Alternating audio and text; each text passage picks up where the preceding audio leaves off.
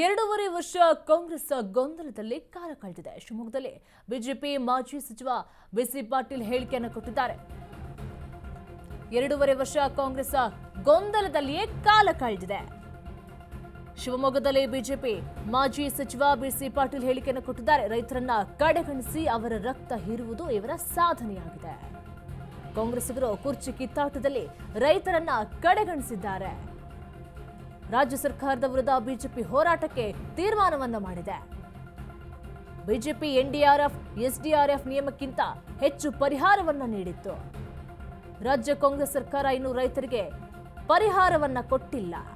ನಮ್ಮ ಬಿಜೆಪಿ ಸರ್ಕಾರಕ್ಕಿಂತ ಕಡಿಮೆ ಬೆಳೆ ವಿಮೆ ನೀಡಲಾಗಿದೆ ಅಂತ ಕೂಡ ಬಿಸಿ ಪಾಟೀಲ್ ಹೇಳಿಕೆಯನ್ನು ಕೊಟ್ಟಿದ್ದಾರೆ.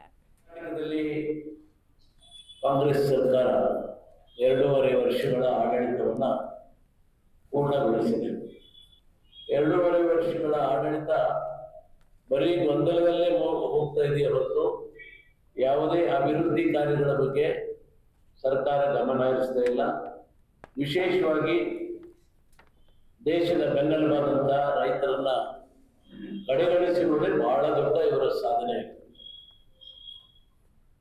2.5 ವರ್ಷಗಳಲ್ಲಿ ರೈತ ಅತ್ಯಂತ ತುಳಿತಕ್ಕೆ ಒಳಗಾಗಿದ್ದಾನೆ, ಶೋಷಣೆಗೆ ಒಳಗಾಗಿದ್ದಾನೆ.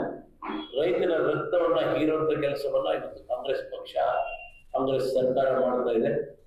ಅದೆಲ್ಲಕ್ಕಿಂತ ಹೆಚ್ಚಾಗಿ ರೈತರ ಬಗ್ಗೆ ಕಾಳಜಿ ವಹಿಸದೆ ಅವರ ಕುರ್ಚಿಯ ಕಿತ್ತಾಟದಲ್ಲಿ, ಒಳಜಗಳದಲ್ಲಿ ಅವರು ನಿರತರಾಗಿದ್ದಾರೆ.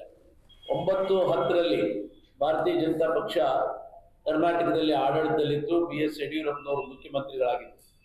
ಅವತ್ತು ಆ ಕಾಲದಲ್ಲಿ NDRF ಮತ್ತು SDRF ನಿಯಮದ ಪ್ರಕಾರ 6,800 ರೂಪಾಯಿ ಒಂದು ಹೆಕ್ಟರ್ಗೆ ಬೆಳೆ ನಾಶ ಆದ್ರೆ ಕೊಡಬೇಕು ಅಂತ ಏನಿತ್ತು.